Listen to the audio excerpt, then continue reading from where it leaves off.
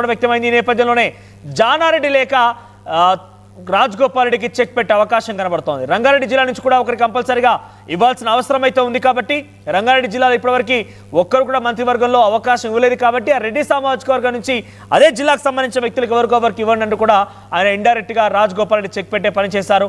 So Rajagopal రెడ్డికి దీంతో నిరాశ తప్పేలా కనిపించలేదు. మొత్తం మీద ఏదేమైనా కూడా రాజగోపాల్ రెడ్డికి జానారెడ్డి చెక్ పెడుతున్నారని ఒక వార్త పెద్ద ఎత్తున సంచలనంగా మారింది. ఆయన లేఖతో ఒకసారిగా ఇది మళ్ళీ బహిర్గతమైంది. మా ప్రతినిధి మధు అందుబాటులో ఉన్నారు. మధు, ఏంటి రెడ్డి సామాజిక వర్గం నుంచి రంగారెడ్డి జిల్లాలో కూడా పోటీ పడుతున్నారు కాబట్టి ఆ జిల్లాలో ఎవరికో ఒకరికి అవకాశం కల్పించండి. ఇటు రాజగోపాల్ రెడ్డికి రెడ్డి అనేటువంటి సామాజిక వర్గం నుంచి ఉన్నాడు కాబట్టి ఆయనకు అవకాశం వస్తుంది. కాబట్టి ఆయనకి కొంత ఇవ్వకూడదు అనే రకంగా ఇండైరెక్ట్ గానే జానారెడ్డి లేఖలో మెన్షన్ చేసినట్టు తెలుస్తోంది. ఎలా ఉండబోతోంది సిచ్యువేషన్? మళ్ళీ నల్గొండలో ఒక కోల్డ్ వార్ తెర మీదకి వచ్చింది. ఇది బహిర్గతం అయితే ఎలా ఉండబోతోంది? ఎగ్జాక్ట్లీ, జానారెడ్డి లేఖ రాయడంతో మరొకసారి కాంగ్రెస్ పార్టీలో తీవ్ర చర్చకు తావిచ్చింది. ఎందుకంటే జానారెడ్డి గతంలోనే స్టేట్మెంట్ ఇచ్చారు, నేను ప్రత్యక్ష రాజకీయాలకు దూరంగా ఉంటాను, కాంగ్రెస్ పార్టీలో యాక్టివ్ పాలిటిక్స్కి ఇక నేను స్వస్తి పలుకుతున్నాను అనేటువంటి స్టేట్మెంట్ చేశారు. కానీ జానారెడ్డి స్టేట్మెంట్ అలా కనపడట్లేదు అనేటువంటిది కాంగ్రెస్ పార్టీలో చర్చ జరుగుతూ ఉంది.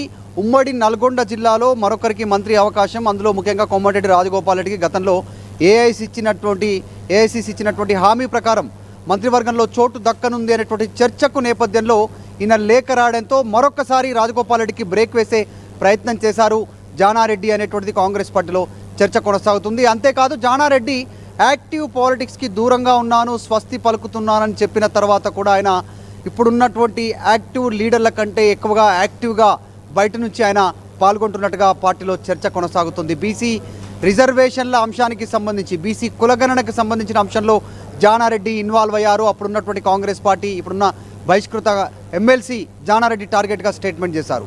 తర్వాత రీసెంట్గా ఉమ్మడి నల్గొండ జిల్లాలో ఇద్దరి కొడుకులకి ఒకరిని ఎంపీ ఒకరిని ఎమ్మెల్యే చేయించుకున్నారు.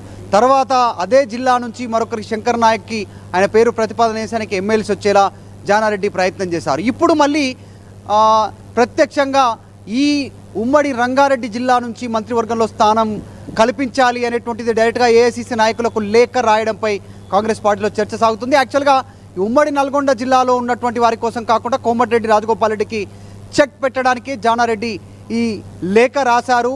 ఇది రేవంత్ రెడ్డి వ్యూహంలో భాగమే అంటూ కూడా కాంగ్రెస్ పార్టీలో కొంతమంది చర్చించుకుంటున్నట్టుగా తెలుస్తూ ఉంది దీనికి సంబంధించి. సో మొత్తానికి మరొకసారి వివాదం అవుతా ఉంది. జానారెడ్డి లేఖ అంశం రాజగోపాల్ రెడ్డి ఇప్పటికీ స్పష్టం చేశారు, నాకు హోంమంత్రి ఇస్తే నేను చేయడానికి సిద్ధంగా ఉన్నాను, ఏ శాఖ ఇచ్చినా నిర్వహించడానికి సిద్ధంగా ఉన్నానని స్టేట్మెంట్ ఇచ్చారు. సో ఆయన మంత్రివర్గంలో అవకాశానికి గండి కొట్టడానికే, మరొకసారి మంత్రివర్గ విస్తరణను పోస్ట్ పోన్ చేయడానికే జానారెడ్డి లేఖ రాస్తా ఉన్నారు అనేటువంటిది చర్చ కొనసాగుతుంది. గతంలో కూడా ఇలాగే జానారెడ్డి లేఖల వల్ల తీవ్ర కొంత నష్టం జరిగింది, ఆయన లేఖను పరిగణలోకి తీసుకోవడం వల్ల అనేటువంటిది కూడా కాంగ్రెస్ పార్టీలో గతంలో జరిగిన రోజుల్ని గుర్తు చేసుకుంటున్నారు.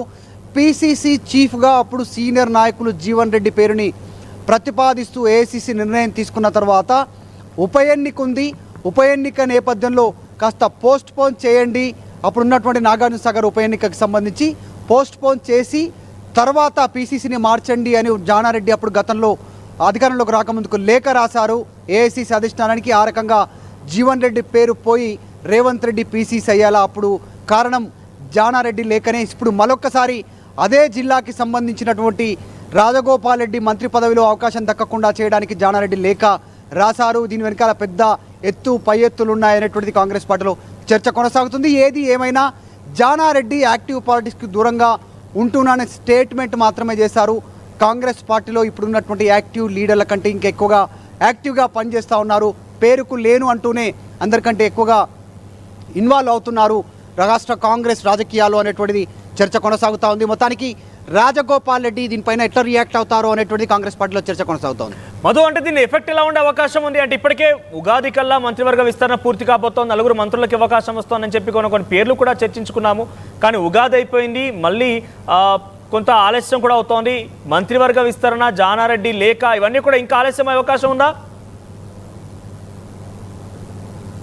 ఎగ్జాక్ట్లీ, యాక్చువల్గా కాంగ్రెస్ పార్టీ సీనియర్ నాయకులు ఇచ్చిన సమాచారం ప్రకారం, మీడియాతో మాట్లాడినటువంటి సమాచారం లెక్కలోకి తీసుకుంటే 3వ తారీఖు అంటే రేపే, ఈరోజు 2వ తారీఖు ఏప్రిల్ 3వ తారీఖు క్యాబినెట్ విస్తరణ ఉంటుంది. దాదాపు పేర్లు ఖరారయ్యాయి, 4గురితో క్యాబినెట్ విస్తరణ ఉంటుంది అనేటువంటి చర్చ కొనసాగుతుంది. మొత్తం 18 మందికి తెలంగాణలో మంత్రివర్గంలోకి అవకాశం ఉంది ముఖ్యమంత్రితో కలుపుకొని. ఇప్పుడు కేవలం 12 మందే ఉన్నారు, 6 ఖాళీలు ఉన్నాయి. పోస్టులు మాత్రం ఆ పోస్టు కోసం ప్రయత్నం చేస్తున్న వారు సంఖ్య 60 ఉంది. సో ఈ నేపథ్యంలో 2 ఖాళీలు పెట్టి 4 భర్తీ చేయాలనేటువంటి ఆలోచన చేశారు. వివేక్, రాజగోపాల్ రెడ్డి, అమీర్ అలీఖాన్, తర్వాత మధుసూదన్ రావు, ఇలా కొద్దిమంది పేర్లు తెరపైకి వచ్చాయి.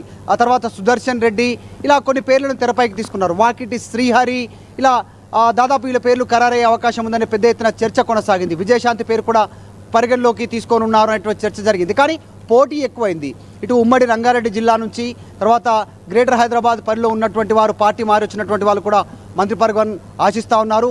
తర్వాత చాలామంది సీనియర్ నాయకులు కూడా మొన్నటి వరకు ఎమ్మెల్సీ ఇచ్చి మంత్రి పదవి ఇస్తారనే ఆశ పొందారు. సో అది జరగలేకపోవడం, పోటీ చాలా తీవ్రంగా ఉన్న నేపథ్యంలో కాస్త ఏఐసిసి 2 పోస్టులు కాలిపెట్టి 4 భర్తీ చేయనుందని చర్చకు దాదాపు కంక్లూజన్కి వచ్చిందన్న దశలో జానారెడ్డి లేఖ రాయడంతో మరింత పోస్ట్ పోన్ చేసేలా నిర్ణయం జరుగుతుంది అనేటువంటిది చర్చ సాగుతూ ఉంది. ఎందుకంటే అత్యంత కీలకమైనటువంటి